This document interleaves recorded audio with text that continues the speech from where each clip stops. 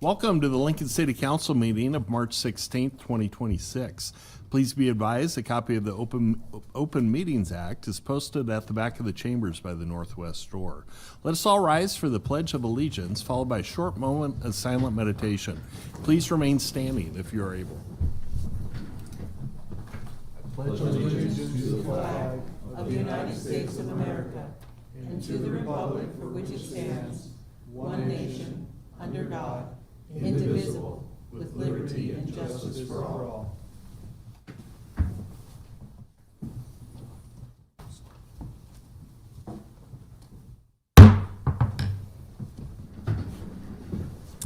The order of business of City Council is as follows. The clerk will call the items listed on the agenda. Under public hearing, anyone wishing to speak on an item must first register and sign in at the table located in the lobby.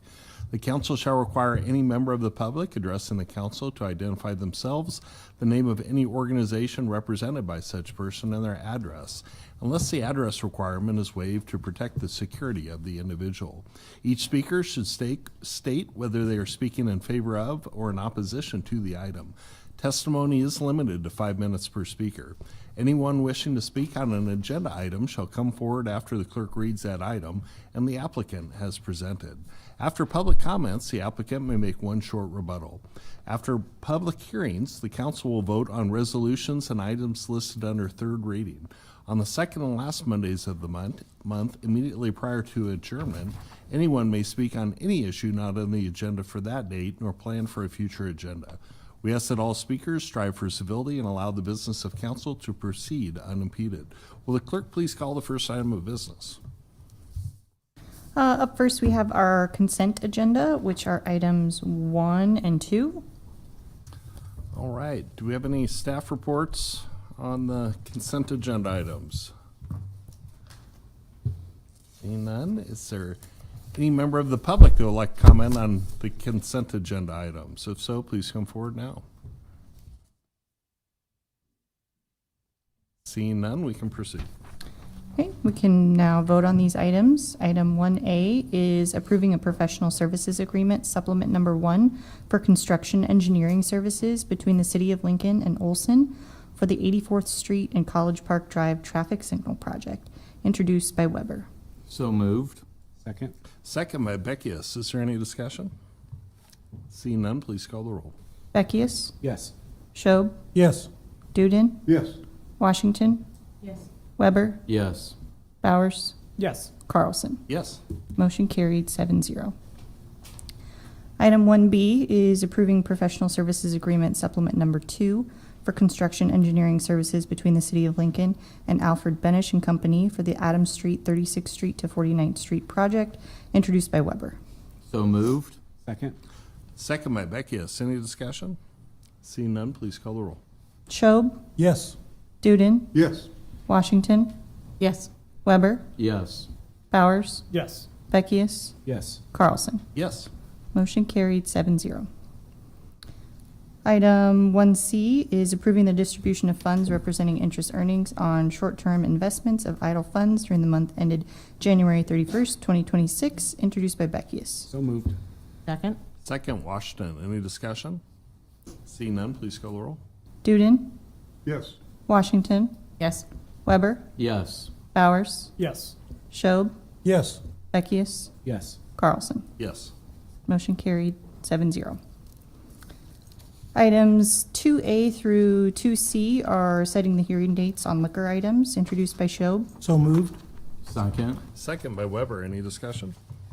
Seeing none, please call the roll. Washington, Yes. Bowers, Yes. Weber, Yes. Schob, Yes. Beckius, Yes. Duden, Yes. Carlson. Yes. Motion carried 7-0. That ends our consent agenda. Next up is public hearing liquor resolutions. I will be calling item 4A and 4B together. It's the application of Airmark Sports and Entertainment Services LLC, doing business as UNL Outdoor Track and Field, for a Class IK liquor license located at 1620 Transformation Drive, and the related manager application of Darren Carter. Welcome, Counselor. Good afternoon, Mr. Chair, members of the council. My name is Derek Zimmerman with the Baylor Edmond Law Firm, 1248 O Street, Suite 900 here in Lincoln, Nebraska, zip code 68508. Here on behalf of Aramark Sports and Entertainment Services for the Class I, Class K liquor license on sale alcoholic beverages and catering. This is specifically for the track facility. So this is a continuation of the licensed premises that were as part of the discussion from the beginning, and this is just the continuation of that. Same parties involved, same process, the manager application, the training has been taking place, it's the same manager. The investigating report noted no issues. So ask for your recommendation of approval, here to answer any questions you may have. Council, any questions? No. No? Appreciate it. Thank you. For coming down. Is there any member of the public that would like to comment on items 4A or 4B? If so, please come forward now. Seeing none, we can proceed. I will be calling item 4C and 4D together. It's application of Blown LLC doing business as Tranquility Salon and Spa for a Class C liquor license located at 2920 Copper Ridge Drive, and the related manager application of Michelle Hobbs Beecham. Welcome. Do you want to start with just your name and address too, and then tell us about the application? Yeah, Michelle Hobbs Beecham. The address is 2920 Copper Ridge Drive in Lincoln, Nebraska, 68516. I recently purchased Tranquility Salon and Spa. I own Blown, where we already have our liquor license, and we are moving from there into the Tranquility location, and I want to add some off sale of just some wine to that, so that's why we're doing a different class for the liquor license. But it's just, we're offering limited wine, seltzers, a little beer, but nothing really crazy. No pours.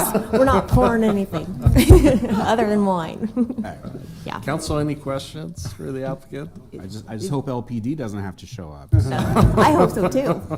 I'm trying to understand facials and crazy. So I don't see how those could go together, but you never know. Council, any other questions? All right, appreciate it. Thank Thank you you. for coming down. Yeah.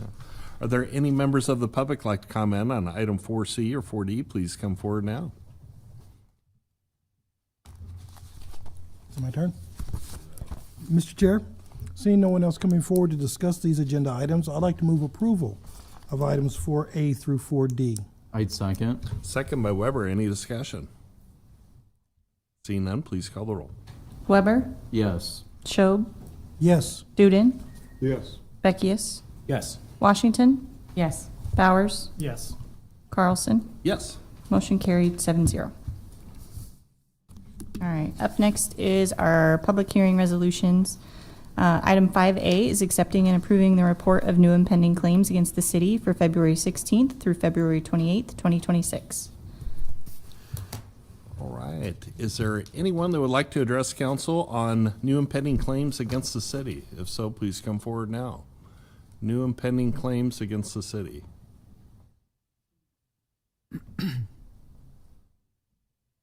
Welcome. Thanks, guys.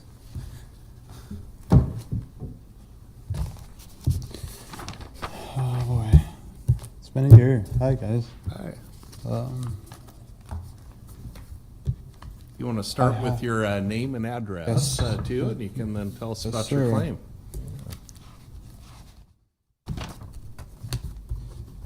My name is Joe Miller. My address is 4601 Huntington Avenue, Lincoln, Nebraska, 68504. I have a packet for the city clerk. Okay.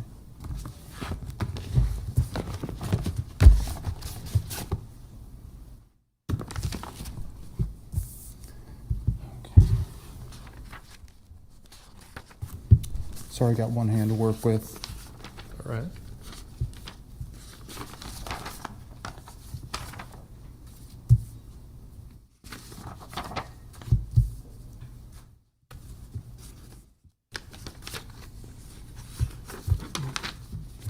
I'm just gonna start having that photo right there. There it goes. Oh. Put it upside down. It is. Yeah. Yes. We I'm flip sorry. it around. There we go. Perfect. All right.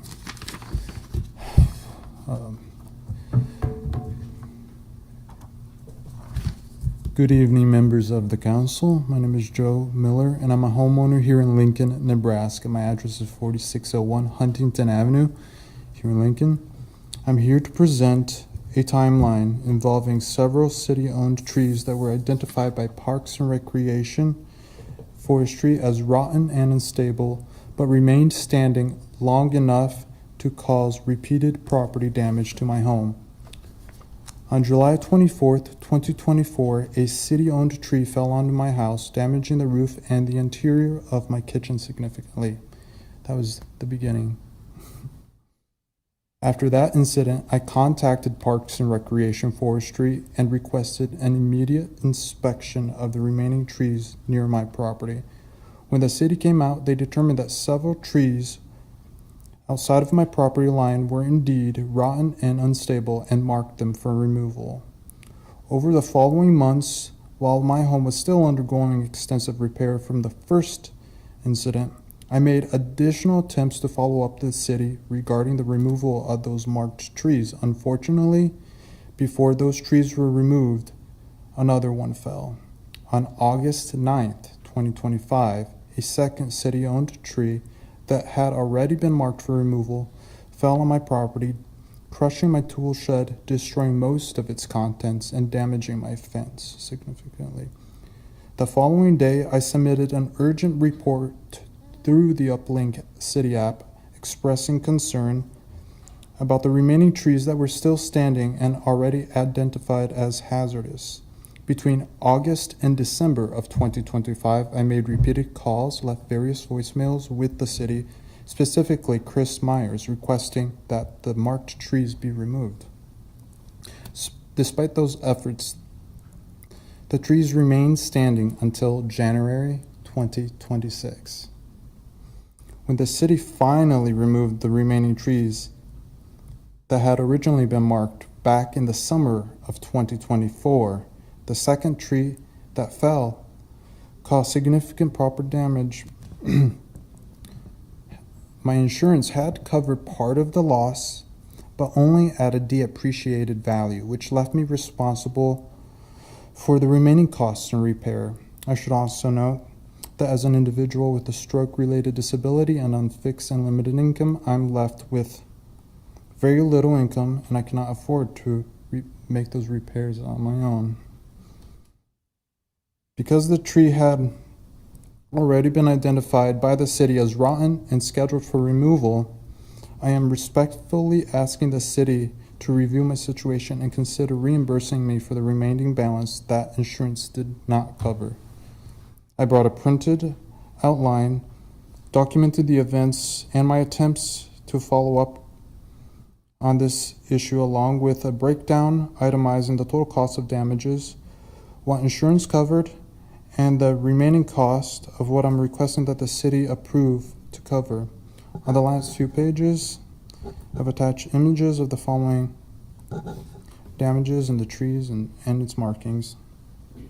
My goal here today is to simply request a fair review of a long-standing, physically and emotionally exhausting situation, and a resolution that reflects the fact that these trees had already been identified as hazardous well before the second damage occurred.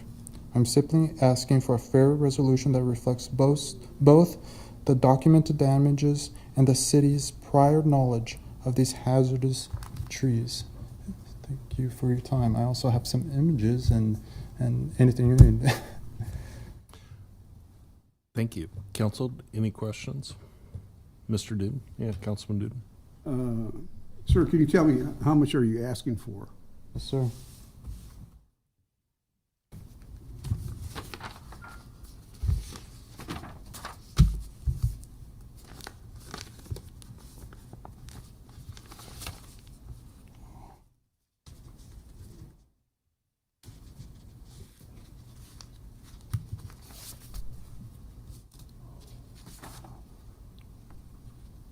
The total replacement cost is $8,939.81.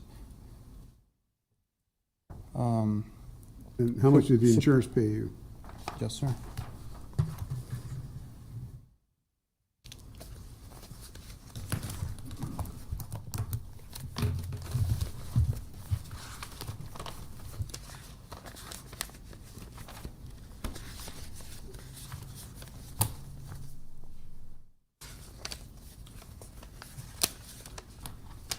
There you go.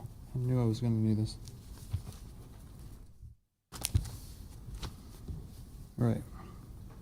So the insurance payment for my shed was $1,808.86. The insurance payment for my fence was only $3,872. Sorry, $3,872.46. I have an estimate from Paul Davis, Restoration, which gave me an estimate for repair for that fence at $7,201.63.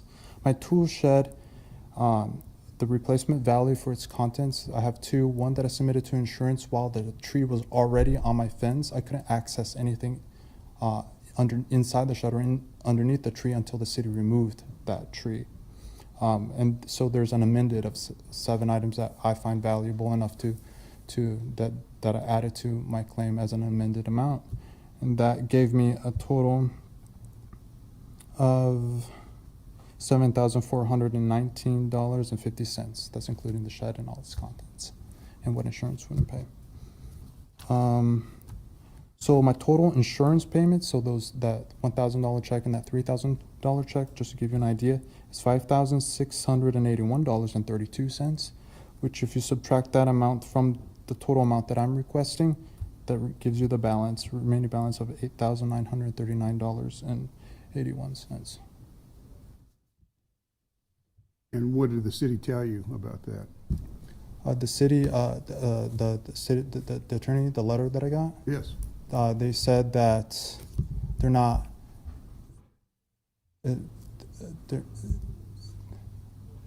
they're not admitting any guilt, but even if they did, they're not admitting any guilt, but even if they could replace the value, they would only replace under like the Taft law, which I looked it up, and it's like, we would only be able to pay you the appreciated value. But I'm here to say that even with the appreciated value, that would not fix or repair my stuff to the state that it was before that tree fell. And I think I think it's very obvious that I made various attempts to get that tree removed prior. I mean, we're talking a year and a half from the moment that the tree was marked for removal, a year and 6 months exactly, to the moment that they removed it in January 22nd of this year. And let me actually showcase a little timeline here.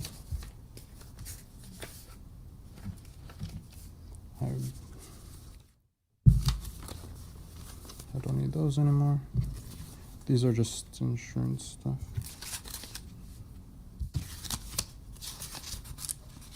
Here we go. Thought I'd put that there. So back in 2024, July 2024, a tree fell on my roof, and that's what became like the beginning of this. I basically contacted Parks and Recs for the removal. My house was repaired in March, and then March 1st, I made additional attempts to follow up with the trees.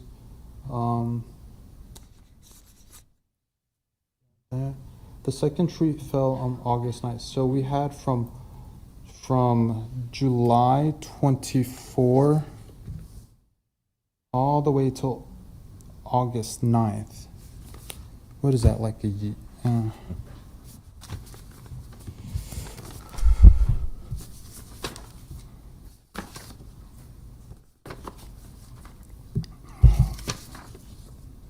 So did the city ever give you a date when you called, or So yeah, when they tell if you got a hold of anybody with all these? no. So when the first tree fell on my house, and I called the parks and I said, guys, like, I actually called them before that, concerned about them about these trees, and they're like, has anything happened? Like, no. But then it fell on my house. I I came here after that, and I think I was told by one of you guys that,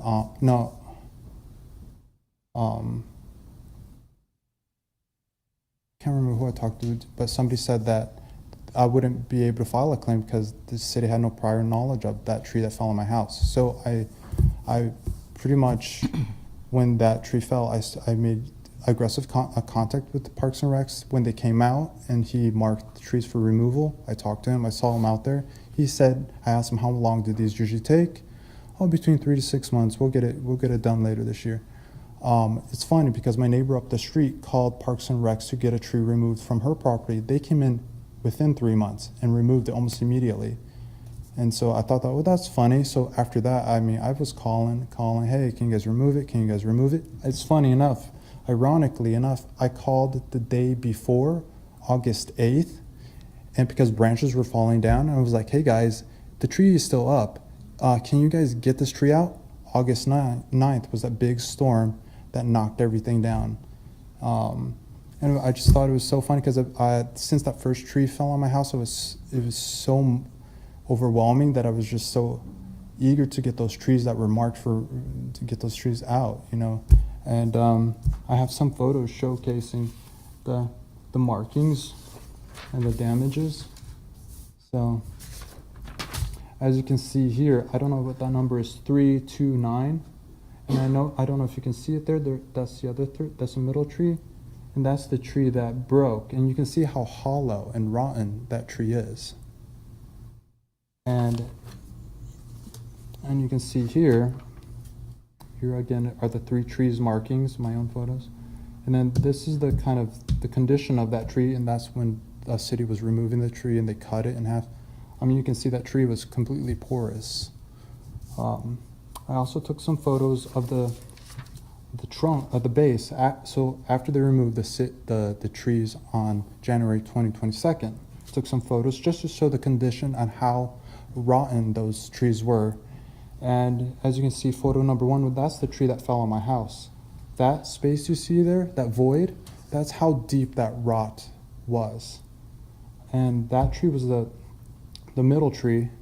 Luckily, it didn't fall. It was already leaning, and that's why I was kind of aggressively calling as well, just to get those out of there. That tree only got taken down on the 22nd. That was the one that fell on my house. It doesn't show as progressive of a rot as those trees, but it's still a huge chunk of that tree, middle of the tree fell on my house, and I couldn't file a claim with that because the city had no prior knowledge of the condition of those trees back then. And I got 2 pages of that. So this is my damages. Councilman Duden, did you have other questions then? No, I think I have some for the city. Sure. Councilman Parks. Weber, did you have a question for Yes. Mr. Miller? Yeah, thank you, Chair Carlson. Thank you, Mr. Miller, for coming on down. So I just want to make sure that I fully understand your request. So the issue that I'm seeing is at hand is about the amount being requested. Yeah. And the difference between replacement Yes, cost yes. and Depreciated. the depreciated Yes, sir. value. Yes, sir. You have been reimbursed by insurance for some of the damage that was Yeah. incurred. Yes, sir. The amount that you are saying that you are still requesting, is that part of that replacement cost, or is that part of that depreciated value in which you have not been properly or No, adequately it's reimbursed? the full reimbursement cost of those damages. The to replacement. to bring it back to the state that it was before the tree Mm-hmm. fell. Because I believe the city had ample amount of time, over a year and a half, to address the issue. And I felt like the city was indeed negligent. I mean, by paper, I've done everything you guys, like the city required of me to have this handled in a fair and timely manner. And I think, I mean, you can see from the summer 2024 till January 22nd, 2026, that's a wide range of time. And even from the point of the second tree fell, that was still quite a bit of time. And I just feel like I just want my property back to the state that it was. I mean, summer's coming around. I as a guy with disabilities, I can't mow my own lawn. I sometimes have somebody come over and use my tools to do it. Or if I do, I have that self-propelled lawnmower. It helps me a lot. That's, I just can't replace them, those items on a deappreciated value. And being a guy on fixed income, like, I feel like there is a little accountability here on the city's part to kind of make right what I made every effort and diligent effort on in every possible way to just kind of get things resolved prior to that. I was basically trying to avoid this very thing because I know this is a lot for me. Thank you. Yeah, no, that answers my question, so I appreciate it. Thank you. Council, any other questions from Mr. Miller? Oh, Councilman Bowers. I just got a couple of quick questions. So there was damage to a shed and damage to your fence, right? Yes. Based on the second tree falling. Yes. Okay. So for the fence, you received about $3,800 from insurance, but you have an estimate from a company to replace it for $7,000. So you're trying to bridge that gap, right? Yes. And then for the shed, you received about $1,800. Yes. But then you filed an amended claim because there were items in there that you felt like were worth value, but Yeah. didn't know that they were in there because you weren't able to get inside the shed. Yeah, because I had to wait. So I submitted my claim to insurance and everything, and what I could see, and then instead of sending them amended because they don't want them to open up another case and increase my rates, I waited for the city to come and remove that trunk off the property, which was like 30 days later. And once they did that, I had, well, it wasn't 30 days, it was a few days later, excuse me. Well, I think I have it on the, but I couldn't do it on my own. I had to build up like friends and family to kind of make time to help me get there. And things were crushed. I mean, I didn't even account for, I'm a vintage guy, so I buy and resell stuff. There was so much stuff that was completely crushed and destroyed that I didn't list because to be able to like put a price value on some of those stuff was just a total loss. So I did claim as a complete loss. Sure. And so did you send the amended claim then to insurance for No. those items? No? No, it was Okay. no. I mean, also this is only my second time dealing with them. Oh. So they had to, I guess, close the case after I sent that first one, and to resend it again, I guess they had to do a new one. Sure. And I just, yeah. Gotcha. What kind of items were damaged?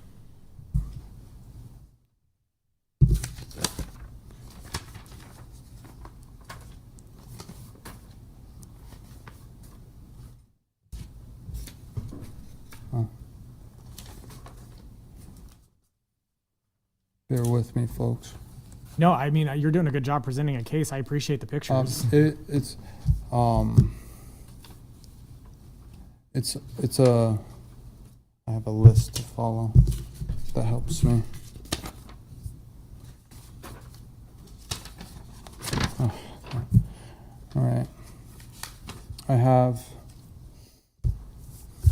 got like you standard just the everyday lawn stuff. I got wood chipper, I got lawnmower, I got plastic tubs, I had some shelves, I had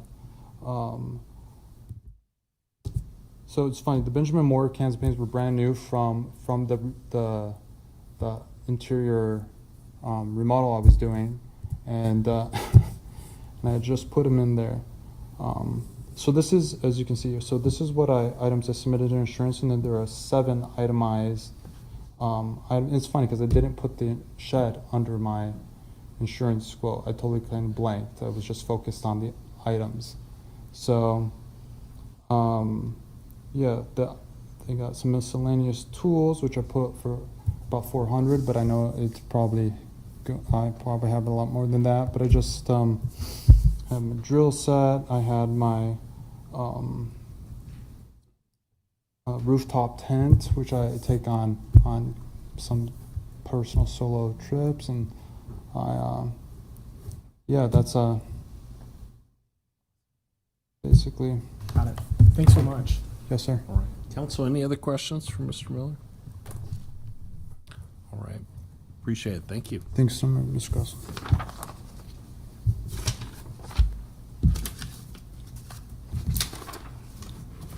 All that and some more is in that packet that I handed Yeah. to city clerk. Thank you. Councilman Newton, did you have questions for city staff? I'd like to, well, yeah, I would like to hear from Parks and Rec on their time frame for marking the trees and what have you. So, I did request information from the city clerk and getting some of those timelines. The email I received with the folder had nothing, like no call, like I know I called and I know they came out to mark. There was no field notes, no nothing. All they sent me was the photos I sent them for my case. So I thought it was really strange.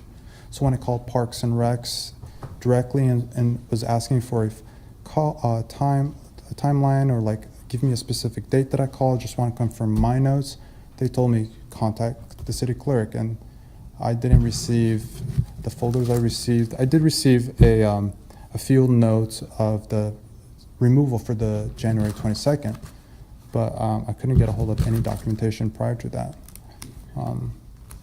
So I just want to see that. Thank you. If you'd like to have a seat Yes, sir. for a little bit too. Yeah, thank you.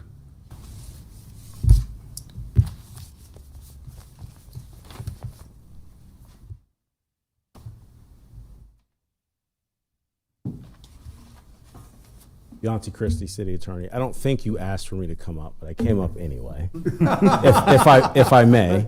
yes. Okay, thank you. Please. I think, assuming that there is liability in this case, I think what you were talking about earlier, the issue is, replacement cost versus market value. For instance, if there is liability and there's a lawnmower that's damaged, you pay for the actual cost, which is different than replacement costs. And I think that's the issue here that we're dealing with. Now, we did have communications, both I think email and over the phone, asking for documentation of anything that may have not been reimbursed. I don't know if things got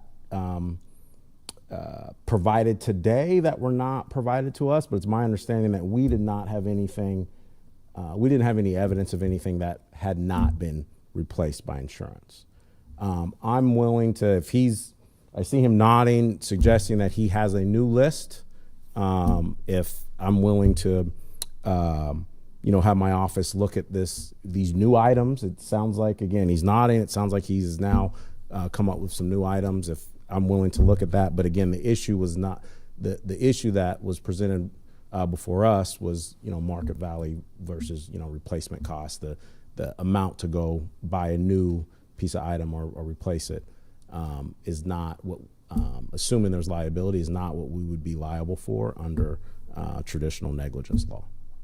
So would you recommend that we move this to pending so that we could look? I'm into willing this? to, since he's telling me he's provided some more documentation, I'm willing to move it to, I'm willing to talk to him some more if the council wants to move it to pending, yes. So I'd like to make a motion then. Well, I don't know that it's, at this time, Okay. make a motion, but, and I'm happy to answer any more questions. But Councilman Beckius.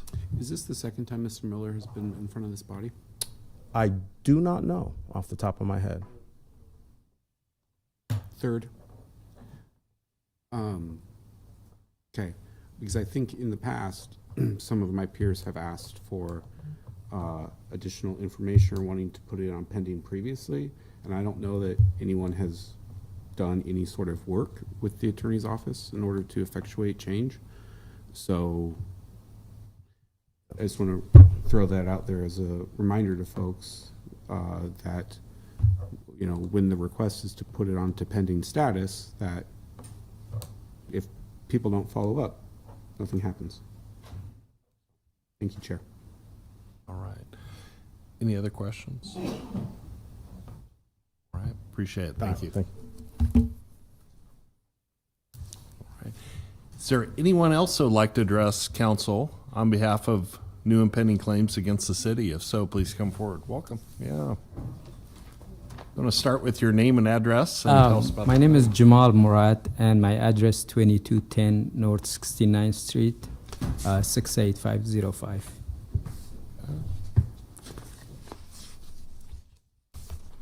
Yes, and if you want to tell us about the claims. Yeah, actually, I'm not as prepared as the Oh, previous you're guy, fine. but I claimed the city about a branch of like a city tree that fell on my car. I can't remember the date exactly. I think it was November or something, which it caused damage to my car. I have some picture of it in my phone, and I have an estimate from a Chevy dealer about how much the damage that caused. So the city declined, and they said there's, I mean, the forestry, they said they didn't fail to do anything, but I think the tree was really old, and that's why it was windy that day, but I think the tree was also old, and that's why the branch fell on my car as I was stopped at the traffic light. Do you need to see any of? Council, any questions? I just have one. Councilwoman Washington. Thank you, Chair. I just have one question, and I think this goes to the city. I noticed the date is November 25th, and I'm just curious what we have in the database on that tree prior to that day, if it had been reported.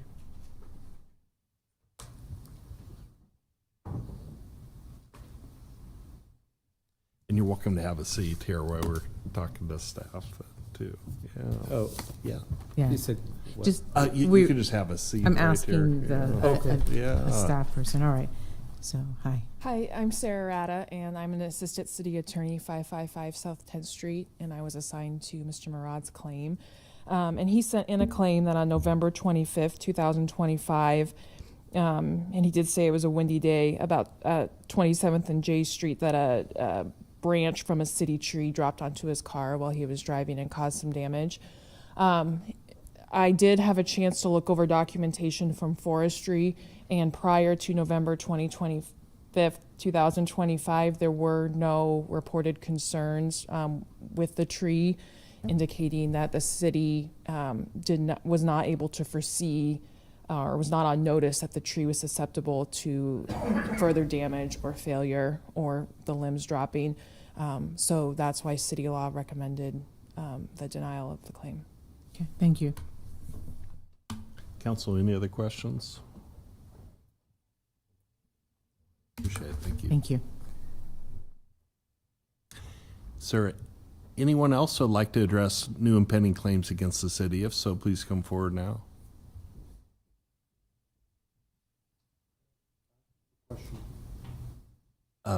Real quick, what do you mean? Yeah. Wondering Oh. how long do these things sort of take? Yeah, process-wise, we'll be voting on this right now, so I think we'll see some further action. So if you want to have a seat here just for a second, so, yeah. All right, we can go ahead and proceed then. Item 5B is approving the Safe Streets Lincoln Action Plan. Good afternoon. Elizabeth Elliott, Director of Lincoln Transportation Utilities, 555 South 10th. I do have a quick presentation. Okay. Thank you for letting me come up and chat about Safe Streets Lincoln. Over at least the last decade, longer, we've been committed to continuous improvement, working to ensure all communities are safe, whether it's on our traffic network, walking down the streets, or just moving safely throughout our city.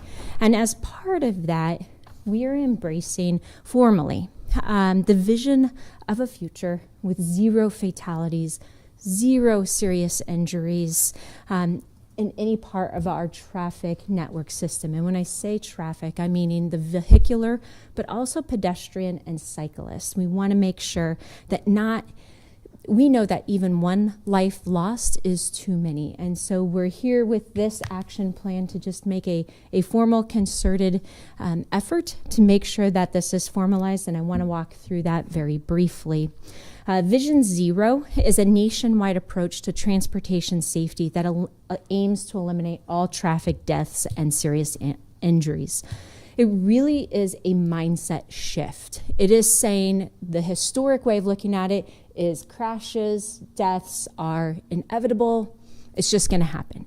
This completely shifts the mindset to say, no, that's not acceptable. These are preventable and we can get to 0. And so this really is a nationwide movement supported by the United States Department of Transportation. This map represents all of the communities that have moved ahead over the last couple years to adopt a Safe Streets Vision Zero program. Some of our neighbors in Omaha are about a year ahead of us. We have Kansas City, who's also been implementing this over the years, Madison, Wisconsin, just for another kind of peer comparable city. So as you can see, this is a national movement that's really taking place and building momentum for this kind of mindset shift. We started this a number of years ago. Back in 2022, we submitted an application for a Safe Streets for All grant. We were awarded that in 2023 and received $400,000.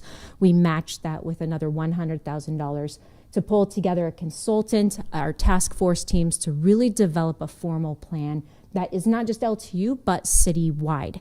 And so that was then shifted into this action plan that is before you today. We wanted something in writing, formal, that gave us a little better framework than ad hoc efforts that we were doing this. So this was really part of our local community. We had bicycle and pedestrian advocates. We had the university. We had the Lincoln Chamber of Commerce really come together and say, what is the vision for our city and how do we make it even safer than where we're at today? So you'll see in this action plan, when you first look at it, you're like, okay, Liz, there's really not a whole lot new. So why are we doing this? Why does this plan matter? And it is so important that this has us all on the same page. This aligns all of our goals, whether you're with Lincoln Police Department, Lincoln Lancaster County Health Department, Transportation and Utilities, that we're talking the same talk, that we have data and goals that are saying the same thing, that we're speaking one language doing this. It also reinforces a culture of safety, not just within the city as an entity, but as our community as a whole. This gives a framework around that, and it provides the data to help make those decisions. And we built all of this, the action plans that we'll talk about here in a second, with input from public officials, advisory groups, neighborhood associations, cultural centers. We reached out as much as we could to get feedback from our community. We created 2 stakeholder groups, one internal with all city departments, but one external on that. And I can't thank that group enough. I know this is really small type. Our external group had 18 members on it. And so really want to thank all of them for their time and effort that they've put in for great conversation, really thoughtful ideas that have come forward that do fit our community. A huge thank you to Roberto Partida, LTU Transportation Planner, who's here and can answer all the nitty-gritty details of this. He led this team and had a really fantastic outcome with the help of JEO on this project. The good news is Lincoln really is ahead of the game in many aspects. Since 2014, Lincoln has seen a 50% reduction in fatal and serious injury crashes. We've done that through investments with our roundabouts, which make a huge impact. We've done it with our Safe Routes to School program that was before you a few years ago. And we continue to make improvements with all of our projects on pedestrian crossings and those improvements. This is all done and seen a decline, not as much as we would like, but we are on the right track. Comparative to the nation average is actually increasing 20%. So we are doing things right here in Lincoln, but we want to continue. We know we can do better. And as you can see how we compare with crash fatalities per 100,000 population, we are in the top 4 of this. And so that is something to be proud of, but it's also something we want to be better at. And so with that, this Safe Streets Lincoln Vision Zero Action Plan has 4 focus areas to really help us refine how we think about things. Safer streets, safer mobility, safer people, and safer outcomes. This is a holistic approach that is not just engineering, but it also is all of us as drivers or pedestrians being safer ourselves in those activities. And so we just want to continue to build on proven designs and strategies through this. Under those 4 focused areas, we then go down into 9 action steps, and each of those action steps then have detailed strategies beneath them. And it could be as simple as formalizing our roundabout policy and saying this is our primary focus when appropriate. It could be supporting legislative changes at the state or national level, such as put your phones down legislation, those types of things. But it also is a call to action to the community to make sure people are mindful of speed limits. People are being aware of their surroundings and pedestrians and trail crossings as you're driving through these areas. And so each one of those are detailed within the plan. I won't go through all of them today. The biggest focus that I wanted to touch on is within these action plans. Part of them is continuing with engineering, making intersections safer, making streets safer. And so this data showed us where our high injury network areas are within our transportation system. The good news is these high injury networks are only about 8.6% of our system. So almost 92% of our system is very safe and continues to be great access for all. But with this, we took that and then we looked at potential priority safety projects. And in looking at this, we looked at those high injury network locations, but then we looked at what's the frequency and severity of crashes within that network, kind of an injury score. Then we looked at high risk network score, and that's based on factors such as posted speed limits, the traffic volumes, the number of through lanes, those kind of potential risk areas.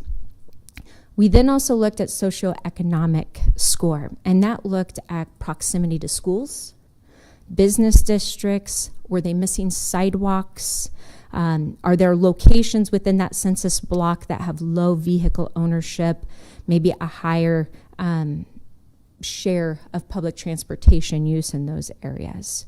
And so based on that data, this action plan calls out 19 potential projects that need further assessment and could be probably our top priorities as we're looking at future programming needs across our system. And so those, it's hard to see on here, mainly arterials. There are a few residential neighborhoods that are on here, but most of them are O Street, 9th and 10th, 84th Street, Nebraska Parkway, the ones where we see significantly higher traffic volumes and more activity in those areas. So our next steps on this, we're asking council to approve this. One benefit I didn't mention on having this is by having this action plan having this formal commitment and a formal language for all of us to speak is it makes us eligible for additional competitive grant funding from the U.S. Department of Transportation, specifically the Safe Streets for All grants, the SS4A grants.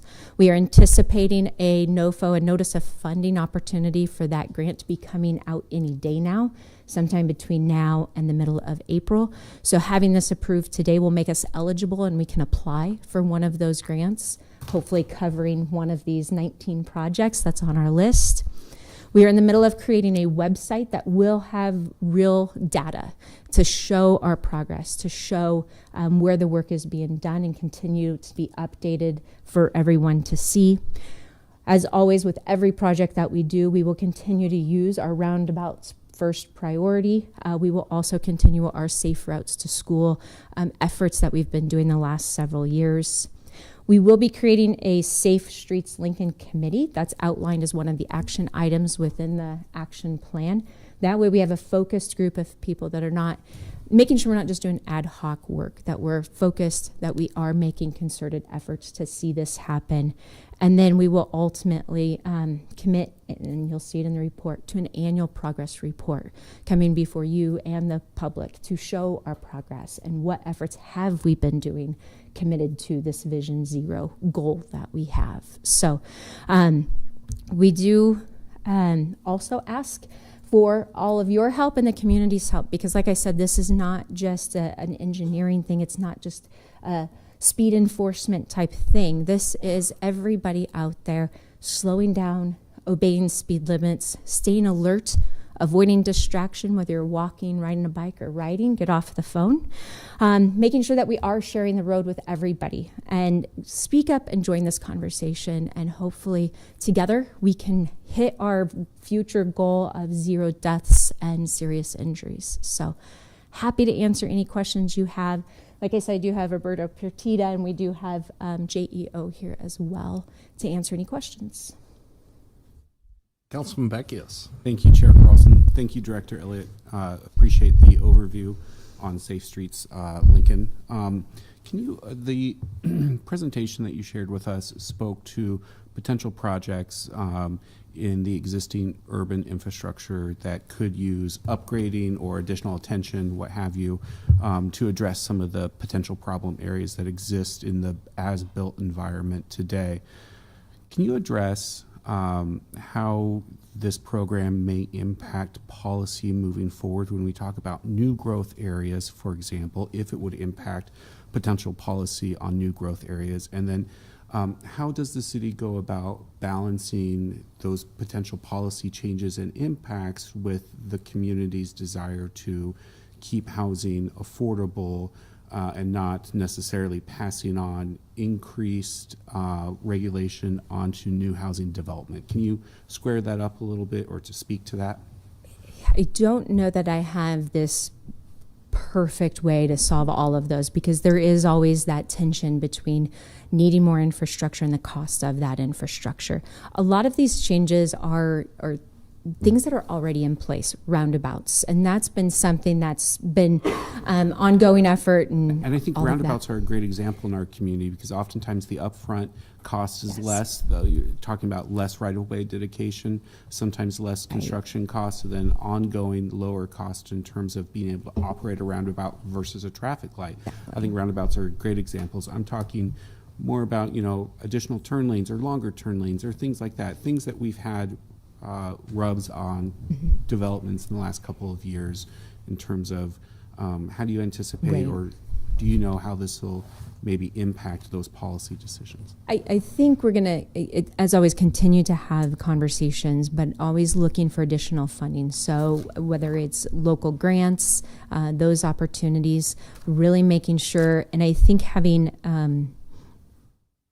consistency and open dialogue with developers or anyone, whether you're in infill or growth, of how do we make this all work and how do we do that. Some of it is the additional sidewalk funding that we were able to secure with the help of council, finding ways like that to help us offset some of the infrastructure costs. But I think it is going to take a little bit from everybody to participate in making sure that we are getting those and filling those gaps. We probably see the most challenging area within sidewalks and the growth along arterial streets and making sure that we are adding those. So really building those into our programming going forward and being more strategic about that is something we're doing within Lincoln Transportation and Utilities, so we can be better prepared for those. But I don't know that there's a specific answer that this is how it's going to solve that exact issue. But I do think it's something that we need to have that conversation and make sure everyone's on board as we plan future designs. No, I appreciate the consideration moving forward. Obviously, some of the potential fixes to the existing urban identified areas in the existing urban core would benefit from funding that would be either outside the community of Lincoln or held by the entire community of Lincoln, or provided for by the entire community of Lincoln, as opposed to potential added infrastructure that might be put on top of a housing development, which would then increase lot costs, for example, or something like that. So I think even if we were talking about making sure that the burden of the financial impact would be shared across multiple institutions, taxpayers, if you will, as opposed to a specific development, even that I think would be an important consideration to make sure that this particular program doesn't negatively impact new housing cost in the city. Correct. That is something that we definitely, and I should clarify on this. So this plan does not commit to any one policy. It's not making any policy changes or any projects. Each one of those, as we continue to work on this and as we develop that task force committee that can keep working on this, will come before City Council like any other policy or project does. So at each step, we'll continue to have additional public engagement. We'll continue to have these conversations with you so we can get a well-developed, effective practice or policies going forward. Thank you, Director. I appreciate it. Thank you, Chair. Council, other questions? Thank you. Appreciate it. Thank you. Is there any member of the public like to comment on this item, item 5B? If so, please come forward now. Welcome.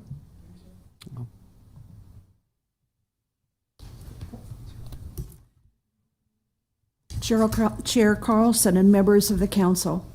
My name is June Ryan, and I am an AARP Nebraska volunteer.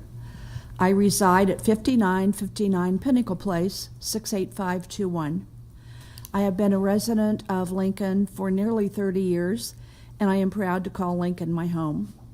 Brody Weber is my councilman, and I used to work with Bernie. Hi, Bernie. I'm here today in very strong support of the Safe Streets Lincoln Vision Zero Action Plan. AARP is a nonprofit, nonpartisan organization committed to strengthening communities and empowering people to choose how they live as they age, including having access to safe and reliable transportation options. AARP Nebraska strongly supports the Safe Streets Lincoln Vision Zero Action Plan. This is a vital step toward making Lincoln a truly age-friendly city where residents of all ages and abilities can move safely and with confidence. Although the nation has recently seen some progress, the challenges remain serious. In 2023, almost 41,000 people were killed in motor vehicle crashes nationwide, and early federal estimates project more than 39,000 deaths in 2024, the lowest in 5 years, but still far too many lives lost. Older adults bear a disproportionate burden. In 2023, 7,891 people ages 65 and older were killed in traffic crashes. 19% of all traffic fatalities. Meanwhile, pedestrian safety remains a growing concern for people like me who walk a little slower especially, with 7,148 pedestrian deaths projected in 2024, still well above levels seen a decade ago. These numbers underscore why Vision Zero is essential. Lincoln's goal, to eliminate fatalities and reduce serious injuries by 60% by 2045, is bold, evidence-based, and aligned with national best practices.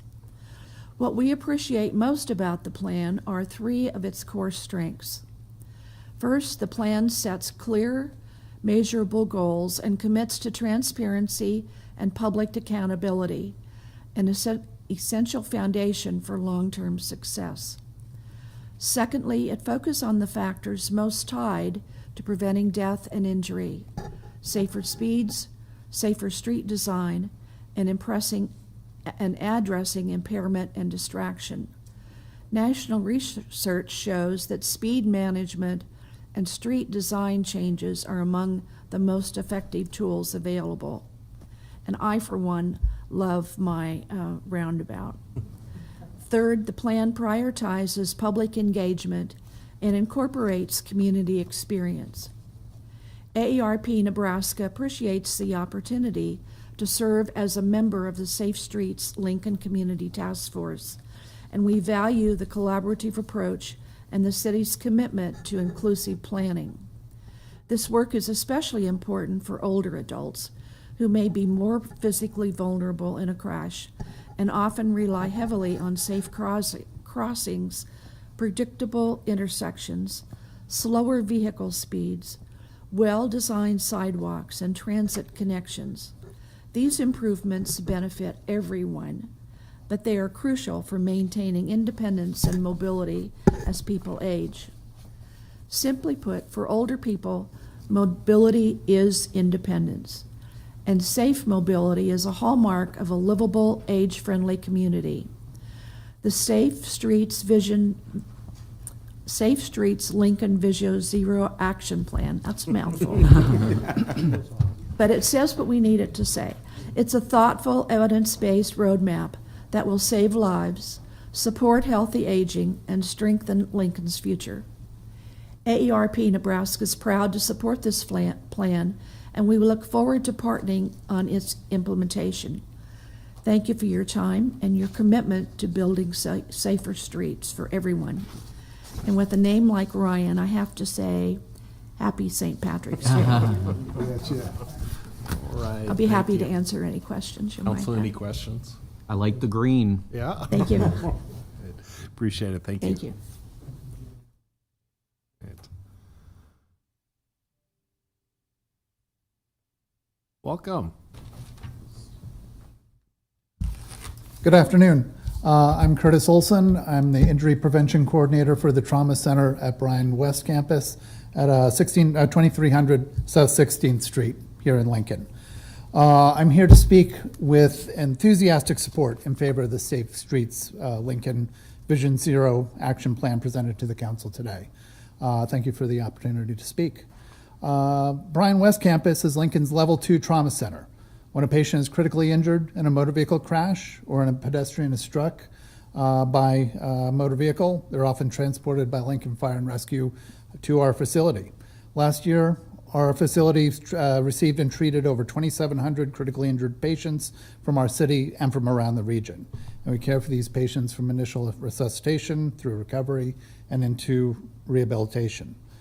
The Bryan Trauma Center supports and salutes the hard work by the many entities who contributed to this final report. It exemplifies the efforts of a diverse range of experts and stakeholders who use meticulous data collection and analysis to provide robust recommendations to reduce injuries and deaths on the roadways in our city. Much like the Safe Streets Action Plan, the work at our trauma center is driven by the collection and analysis of data to improve patient care and outcomes. In the case of this report, the patient is our city, and care is needed for that patient. Patients injured in motor vehicle crashes are commonly seen at the trauma center, and despite the progress noted in the report, they still account for about 20% of the patients seen at our trauma center. More recently, we've seen an alarming increase in the number of pedestrians struck by motor vehicles. In the first 3 months of 2025, we had just one monthly motor vehicle versus pedestrian patient. However, in the first 3 months of this year, we've already seen 12 injured pedestrians in our trauma center.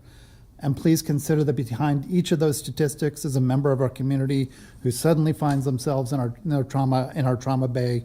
Their lives and the lives of those they love have changed in an instant.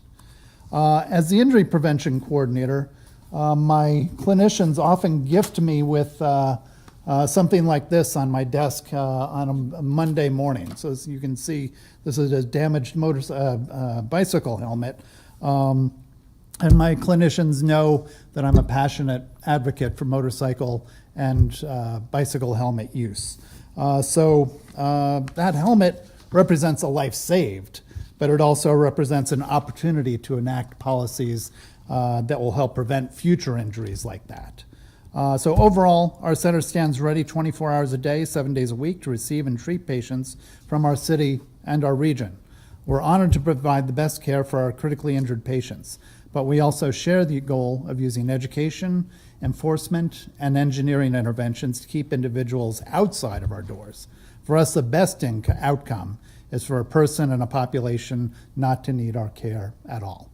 So again, on behalf of the Bryan Trauma Center, I'd like to extend our appreciation to the many people who worked on this project, and we urge the City Council to enact as many of these positive recommendations as possible.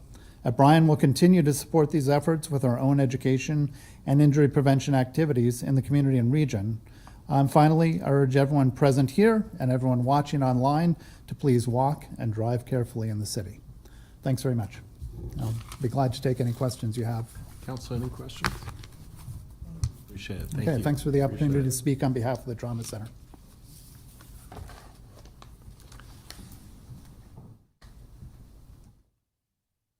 Welcome. Good afternoon, Council.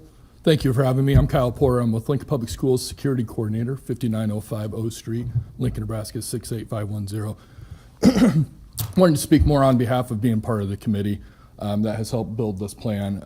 I think as a city council, you should be very proud of what LTU has put together with this plan. We've worked a lot with LTU in the past, as you know, with 60 plus buildings throughout our entire community. When we talk about school traffic, we're not just talking about the schools themselves, we're talking about how kids are getting there. We've had a very positive relationship with that group in the past, and this committee and this plan is just another example of the great work that LTU has been doing over the years.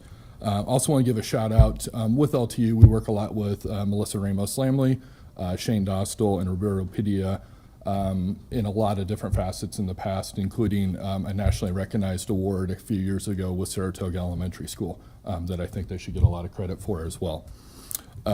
What I appreciated about this group was it was a very diverse group with people that included Parks and Recreation, Lincoln Police Department, Sergeant Genoways, who we've worked a lot with in the past, Kurt Faust, Chief Kurt Faust with Lincoln Fire and Rescue, to mention a couple. But again, we spoke a lot about not just our schools, but also, again, how our students are getting to and from schools. This was a really well thought out plan, brought a lot of, again, the key people to the table that I thought was excellent, but really did truly value the input. I've been on a lot of these committees where they give you 4 or 5 points and they say, let's make these 4 or 5 points happen. This was actually kind of the opposite. This was them letting us build to the 4 or 5 points that I thought was quite impressive. And Liz showed that in her presentation very well earlier. When we think about system users, we're thinking about school buses, we're thinking about city buses, we're thinking about trailways. And those are all, sometimes we forget about biking, we forget about trails, and we forget about kids walking, but working with LTU in the past, they've done a great job of really thinking through that with the safe streets to the, for schools. Thank you. Safe routes for schools. Thank you for helping me on that. User behavior, I think that was a great conversation that we had in the group as well, really educating our diverse community. And I think that's something sometimes we overlook when we're thinking about implementing new things throughout the city, but really making sure that we're getting with a lot of different diverse groups to really help them understand how do we communicate with that throughout our community. A lot of people always think about traffic as an enforcement piece. I appreciate that a lot of this was conversation about our behavior. When we leave here today, how are we driving home? How are we maneuvering these roads? I'm with the Roundabout people. This really is a great, when it says you're 19% less likely to be in a fatal or severe car accident around a school zone. We love that number, but we would love to see that number even greater, correct? But having those conversations up front, we're building a lot of new neighborhoods in our community, and we've, in the last few years, built a few new schools. And having conversations with LTU at the exact same time as we're having those conversations about building schools is imperative. I also concur, I like that this is a very measurable process and a very data-driven process. So I really want to give a large shout out to the LTU group, but also our group with the diverse backgrounds to be able to really give input. Thank you so much for your time. I'll take any questions. Council, any questions? Thank you. Appreciate Excellent. it. Thank you, guys. Is there any other member of the public like to comment on this item? If so, please come forward now. Make sure my elders spoke before me. Oh, all right. Welcome. In a positive, respectful way, not. Hi, I'm Brent Lukey. I live at 2520 T Street. All members of the council, some of you know me in a professional capacity, and I did have the privilege to serve on the community task force for the proposed Vision Zero plan.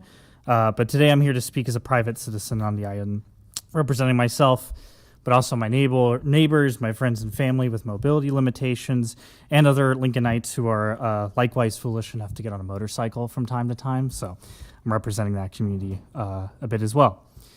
While funding for non-car-centric transportation is tight, especially as of late, this plan puts forward a series of proposals and priorities that represent both best practices and common sense updates to Lincoln's approach to street safety and crash response beyond just the initial crash scene, but in regards to infrastructure and design, which I think is something that's very important. I'm sure you've all had the time to review the plan, or if you haven't, you will, so I won't take up your time rattling off everything I love in the plan. There's a lot of great things. I'm not as enthusiastic about roundabouts all the time as these folks, but I do think they're great. But of note, the plan's recommendation to build dialogue with the motorcycle community is commendable. I hope to see it come to fruition through a meaningfully equipped motorcycle safety task force in Lincoln, akin to what me and others who ride bicycles have in the Pedestrian Bike Safety Advisory Committee. It's always great to have more voices at the table. It's a community that's often viewed at odds with anything that is safety, and some folks are when it comes to helmets. Those folks are foolish, but that's okay. But in fact, it's one of the most, it's a very diverse community and increasingly composed of some riding instead of driving due to financial necessity, especially as cost of living increases. Motorcycles, especially globally, are a source of affordable transportation for those needing to get a little further than a bike can get them. So we should design our streets with those users in mind as well. The humanization and prioritization of all vulnerable road users, whether they get around on two wheels, motorized or not, or with an assistive device or otherwise outside of four wheels and a car, is paramount to a safe, equitable, and accessible urban fabric in Lincoln. This plan provides a clear pathway and tangible steps towards that elevation of dignity for all of us as we go about our day-to-day in the city. So I thank you all for your time, and I am hopefully looking forward to the passage of Lincoln's first Vision Zero Safety Action Plan, or whatever the long title is. Hopefully I got close. Thank you. Oh, any questions? Council, any questions? No, appreciate it. Thank you. Thanks, Brent. Is there anyone else from the public who'd like to comment on this item? If so, please come forward now. Any more public comment? Seeing none, we'll go ahead and proceed. We'll move on to item 5C, approving the interlocal agreement between the Lincoln-Lancaster County Health Department, Youth Rehabilitation and Treatment Center Lincoln, and the Nebraska Department of Health and Human Services to provide dental services for youth referred from the Youth Rehabilitation Center and Treatment Center Lincoln for a one-year term with the option to renew for 3 one-year terms. Welcome, Director. Good afternoon, council members. Carrie Kernan, Health Director with the Lincoln-Lancaster County Health Department, 3131 O Street. This fee for dental services contract with the Nebraska Department of Health and Human Services is for children who are housed within the Youth Rehab Treatment Center here in Lincoln. typically houses about 10 to 12 children at any point in time. We send our dental clinic staff in there to provide exams, cleanings, and fillings. We do bill a Medicaid, so the contract with the state fills in the gap between what we can bill for Medicaid and the cost of services. Happy to take any questions. Council, any questions? Great, thank you. Is there any member of the public that would like to comment on item 5C? If so, please come forward now. Seeing none, we can proceed. Item 5D is approving the proposed revisions to Administrative Regulation Number 20. Welcome. Good afternoon, Barb McIntyre, Human Resources Director, 555 South 10th Street. And AR 20 has been updated to reflect our current practice we have in place at the city. We have a lot of, I'm going to call them strongly preferred certifications or licenses that directors would like employees to get. This just codifies a process for us to go ahead and pay for those things and pay for the examination of the employee getting that. A couple examples could be our, I'm going to get this right, our water operators. There's a level 4 permit, and it's not required for their job, but we strongly prefer that they have it to have good in-depth knowledge of that facility. A couple other ones are Power BI. We've been getting those in a number of places, including our finance department to help us with our data analytics and predictive analytics. So we are doing this today. This just brings forward a way to put that practice into a policy.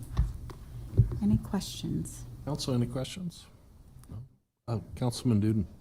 What do you do with an employee that wants to go to a specific training that they're interested in that maybe is not on your list? So it's not necessarily that we have a specific list. We do have some, I'm going to call them bumpers around that. So for it to be considered a non-taxable kind of fringe benefit that we can offer employees per the IRS, they have to meet a couple specific things, which are included in the AR. One is it's got to be related to their current job. This is not something that we're getting them to prepare them for the next job. So it's got to be something in their current role or current profession with the city that strengthens their ability to perform that work. The second piece, it's got to be beneficial to us. So there's got to be some operational benefit to us to send the employee. And then this is at the department heads or our directors' approval. So they have a chance to look at that and say, yeah, I can see how this improves your ability to do your current role or profession. It benefits the department, and I support you doing that. If those factors aren't there, then the department head would not approve that request. So it's basically kind of classified as professional development. It is professional development, correct. Thank you. All right. Council, any other questions for a director? All right, thank you. Appreciate it. Thank you. Are there any members of the public like to comment on this item, 5D? If so, please come forward now. Seeing none, we can proceed. All right, we can now vote on these items. Item 5A is accepting and approving the report of new and pending claims against the city for February 16th through February 28th, 2026, introduced by Weber. So moved. Second. Second by Beckius. Discussion. Councilman Duden. Yes, thanks, Chair. I'd like to make a motion on Mr. Miller's situation and claim. Give the city a chance to look at his additional information and then maybe come up with a different outcome. I'll second. Okay, second by Bowers. And again, this would be to move Mr. Miller's claim to the pending list, correct? Correct. Okay. All right. Any discussion on that? Seeing none, we can go ahead and proceed. Call the vote on the motion to place on pending. Weber? Yes. Beckius? Yes. Washington? Yes. Bowers? Yes. Duden? Yes. Schob? Yes. Carlson? Yes. Motion carried 7-0. Now on the main motion, Weber? Yes. Beckius? Yes. Washington? Yes. Bowers? Yes. Duden? Yes. Schob? Yes. Carlson? Yes. Motion carried 7-0. Item 5B is approving the Safe Streets Lincoln Action Plan introduced by Weber. So moved. Second? Second by Beckius. Any discussion? Councilman Weber. Yeah, thank you, Chair Carlson. This is legislation that I'm really excited to get to support and vote for. I'm really appreciative of all of the work of LTU, as well as the committee and those who came out to testify today.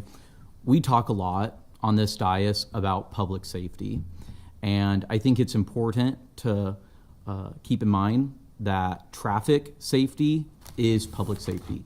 Making sure that those in vehicles are safe, making sure that those pedestrians and those bicyclists, motorcyclists, whatever it may be, that we're making Lincoln as safe as we possibly can.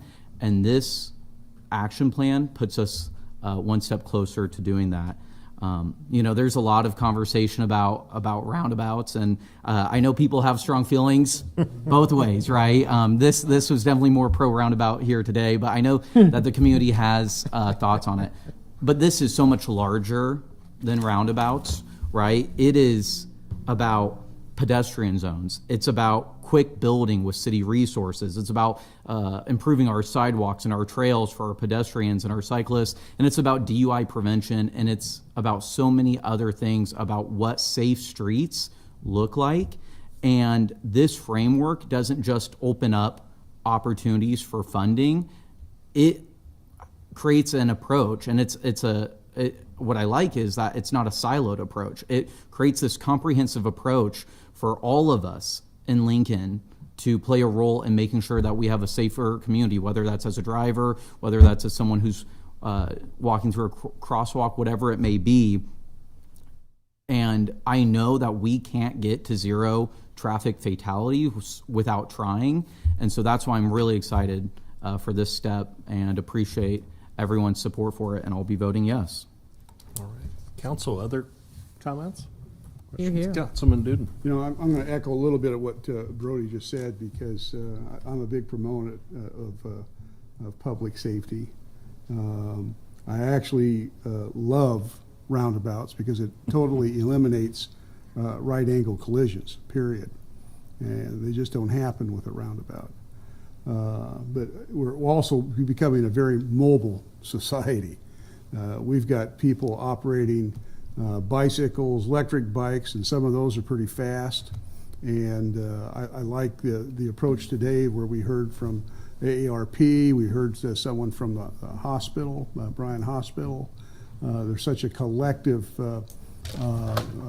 process going on here, and communication is great when we start talking about public safety, because we're looking at all the different variables and components of it. So I think it's just a tremendous community effort. So I applaud Liz Elliott for leading the charge here on this thing. So it's a great deal for Lincoln. All right. Thank you. Council, other comments? Seeing none, we can go ahead and call the roll. Beckius, Yes. Schob, Yes. Duden, Yes. Washington, Yes. Weber, Yes. Bowers, Yes. Carlson. Yes. Motion carried 7-0. Item 5C is approving the interlocal agreement between the Lincoln-Lancaster County Health Department, Youth Rehabilitation and Treatment Center Lincoln, and the Nebraska Department of Health and Human Services to provide dental services for youth referred from the Youth Rehabilitation and Treatment Center Lincoln for 1-year term with the option to renew for 3 one-year terms, introduced by Weber. So moved. Second. Second by Washington. Any discussion? Councilwoman Washington. I want to thank the health department for getting these dollars and putting money toward dental services for youth. It seems like such a small thing, but it is really important. Dental health affects a lot more than just your teeth directly, and it's really critical for youth, especially those youth who have made poor choices and find themselves in a situation where their future is limited by their behavior. This gives them a chance to get physically healthy so that they're in a better position to make better choices for themselves. Thank you. All right, council, any other discussion? Seeing none, please call the roll. Schob, Yes. Duden, Yes. Washington, Yes. Weber, Yes. Bowers, Yes. Beckius, Yes. Carlson. Yes. Motion carried 7-0. Item 5D is approving the proposed revisions to Administrative Regulation Number 20, introduced by Weber. So moved. Second? Second, Beckius, any discussion? Seeing none, please call the roll. Duden, Yes. Washington, Yes. Weber, Yes. Bowers, Yes. Schob, Yes. Beckius, Yes. Carlson. Yes. Motion carried 7-0. Then we will move on to public hearing ordinances, second reading. Item 6A is amending Lincoln Municipal Code, Chapter 20.06, Lincoln Building Code, to add a new section numbered 20.06.265 relating to Section 406.3.1, classification of the International Building Code, governing private garages and carports. Welcome, Director. Good afternoon, council members. David Carey, Director of the Planning and Development Services Department, 555 South 10th Street.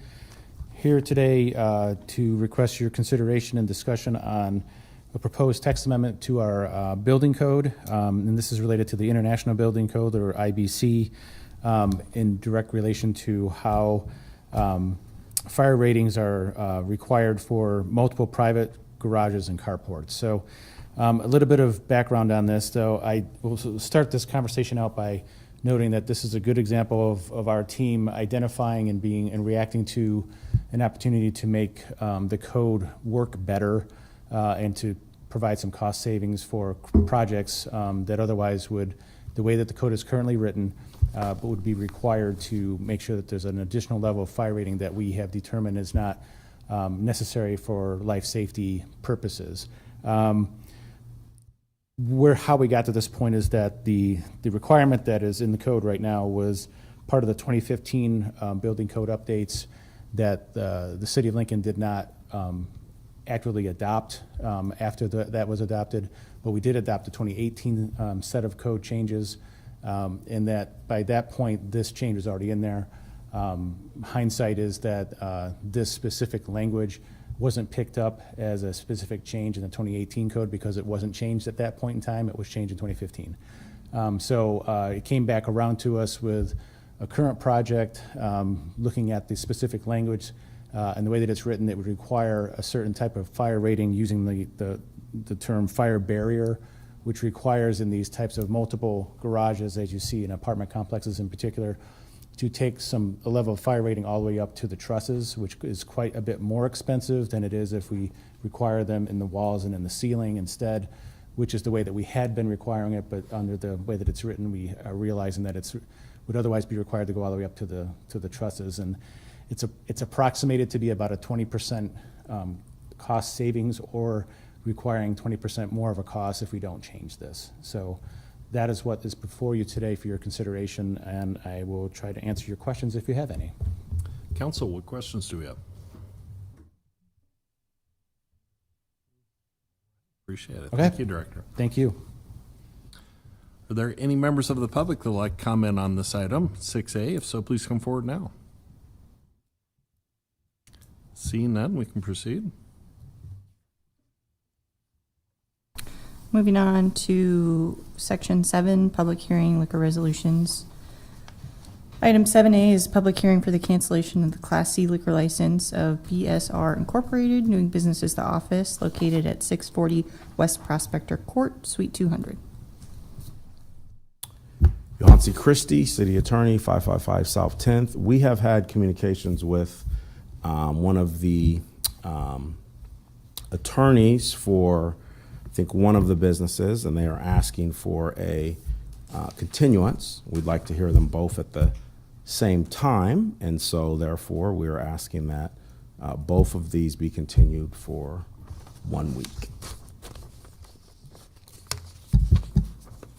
All right. Do we need a motion then? Yes, and I don't know if there is anybody here from the public to speak. Public comment, if there is, I think that certainly they heard me, update you guys with the situation and the request to continue it. So certainly they could come back next week and testify at that time. If they would like to speak today, they could speak today, but they are not, the way that this works is that they're not able to speak today and next week if they'd like to provide public comment today. So, Would someone like to make that motion then? I want to see if anybody's. Before we make that motion. Oh, She's someone- yeah. Yeah. Thought we needed a motion first, but okay. Is there anyone from the public that would like to comment on this, item 7A and 7B? If so, please come forward now.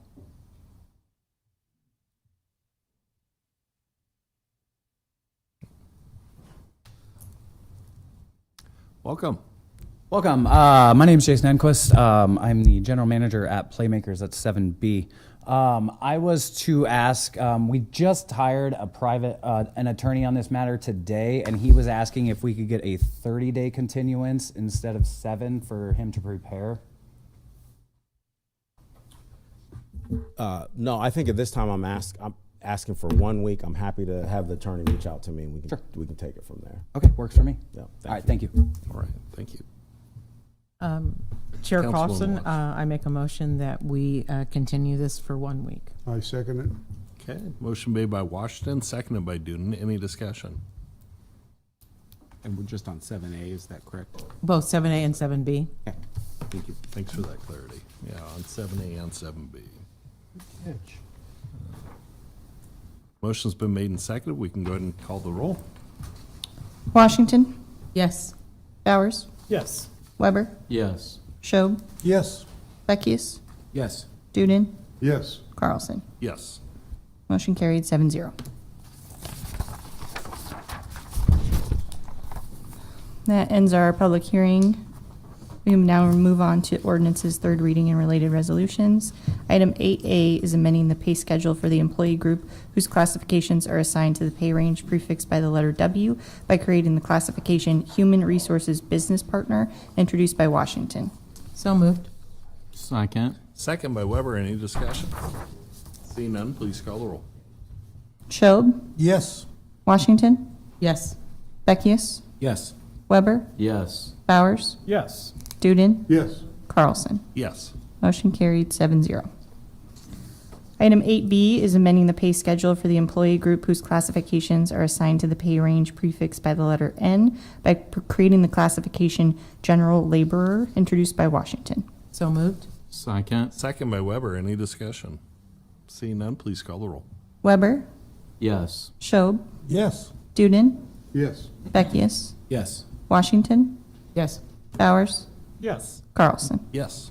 Motion carried 7-0.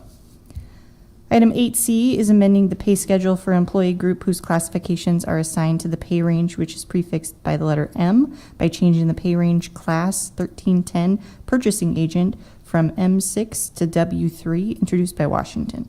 So moved. Second. Second by Weber. Any discussion? Seeing none, please call the roll. Bowers, Yes. Duden, Yes. Schob, Yes. Weber, Yes. Beckius, Yes. Washington, Yes. Carlson. Yes. Motion carried 7-0.